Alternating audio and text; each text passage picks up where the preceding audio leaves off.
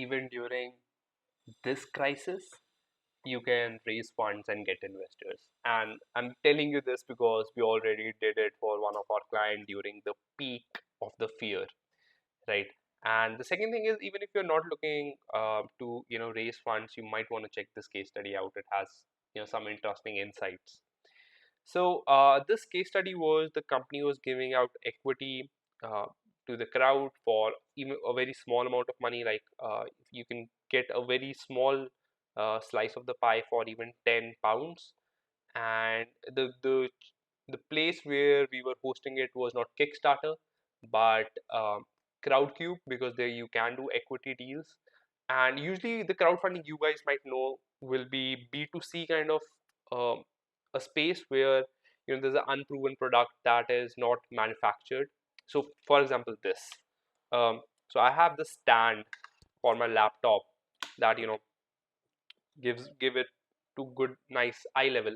And in this, my laptop comes over here and I can close this thing like this and put it in my bag, right? So this was a cool idea. Someone posted it on Kickstarter or Indiegogo.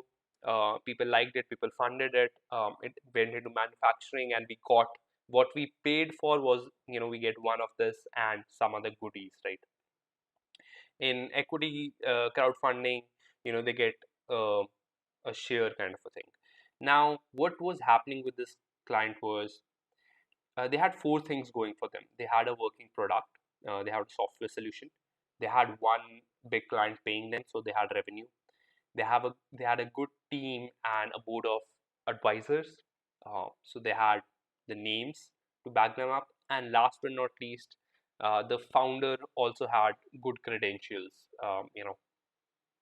But either way, everything was not perfect, and these things were going for them, but they still had it, other things that were not going for them.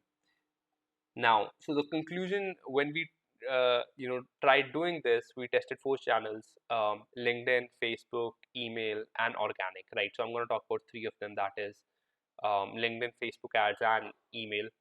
And LinkedIn one. And I'm going to show you the exact numbers of what actually happened, so that you can maybe if you are doing the similar thing, how you can plan accordingly, right? So the timeline was split into 60 days. The project was posted on Crowdcube, but it was not featured that these projects are funding right now. But we had a link, and people could go and pay over there. So that was first 30 private days, and after that, it was 30 public days.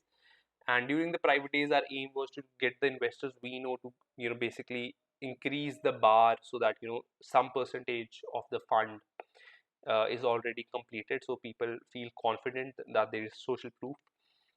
And we also did other kind of marketing. So the first thing we tried was the most easiest thing, that was Facebook ads. So we had 10 ad creatives, and we tried three audiences. I think one was retargeting the people who already came on our website. Second was people who were already our users in some sense, uh, but not actually paying us. And third was people who were investors, or who had interest into angel investing on Facebook, right? So interest targeting. Second thing we tried was cold email, the thing I love, and it failed. So we sent out an email to 600 angel investors. 120 of them opened the email, and five replied. Pretty much everyone saying no, take me off the list, blah blah blah, negative, right? I'm going to show you the message. It's in the next, it's in the next slide, and the message was same on both LinkedIn and email. So with LinkedIn, in the first week, we knew it was working, and I'll tell you why. So we sent, I think in the first week, we sent out like 700 invites, and 350 got accepted. And out of that, I think 10 people said yes. And in the overall campaign, we sent out like 4,000 invites to angel investors, and we sent 50% of them accepted the invite. We send them a message and maybe a follow up sometimes, but usually one message only. And out of the 2,000, like 150 said yes, which was after they said yes, we gave this information to our founder, and they basically gave the call to the angel investor directly, and uh, clarified if any they had any questions, right? Now, uh, the script. And the script looked something like this: looking for an exciting investment opportunity. Every angel investor would be like, yeah. And then the second thing was, we are hosting a private crowdfunding campaign for, they were into health tech, so health tech startup, the first two, blah blah blah, right? Intrigued? Let us get you on the guest list. So to this message, like 150 people said yes, or some version of yes, right? And there are multiple psychological elements going over there. I think you can guess those elements. Now, the results of this campaign were, uh, on Crowdcube, we ended up raising 900,000 pounds. And out of this, during the mid campaign, basically, the founder messaged me that, they got two investments that were directly attributed to LinkedIn outreach, and they were like, uh, 30,000 pounds and 25,000 pounds. And I was like, yay, right? And you can see the happiness on my face, because in marketing, attribution is a very difficult thing. Okay, we do this and it had a direct money result. you know that usually does not happen. So I was happy about this. So yeah, I think on LinkedIn you have social proof. The founder who is messaging you, you can check the person's profile out, you can check the company details out.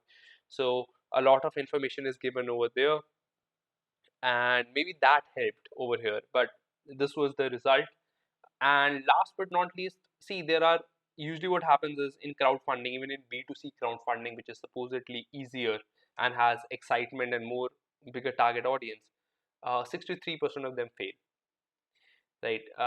But for this company, the things that were going for them, that I want you to keep in mind, because during the height of the coronavirus, what happened was that health tech was, importance of health tech was increased, right? And second thing was, the goal that they set was around £500,000. And before the campaign launched publicly, they convinced few people to put 230, because they were building this set of investors before that, right? So there's a potential survivorship bias that LinkedIn won, but maybe someone would have put more effort on Facebook and cold email, they might have won also. So yeah, these are the things. But I think, if you guys are, if you don't have anything going for you, and even you still do LinkedIn, you will get those yeses. You will get people saying yes, tell me more. And then it's, how can you convince them on your idea, on your process, to basically go and fund you, right? Also, guys, if you like this video and want more content and case studies like this, hit like. And if you want the first one to know, subscribe. We do a lot of experiments, and in the last video I showed an experiment where we tried 100 letters versus 100 emails, which got better responses. You might want to check them out. So we do a lot of experiments, and we post it on this channel. And if you want us to help you with your B2B marketing, be it lead generation, be it crowdfunding, be it acceleration of pipeline, reach out to us. We will love to help you out. Cool. Bye bye.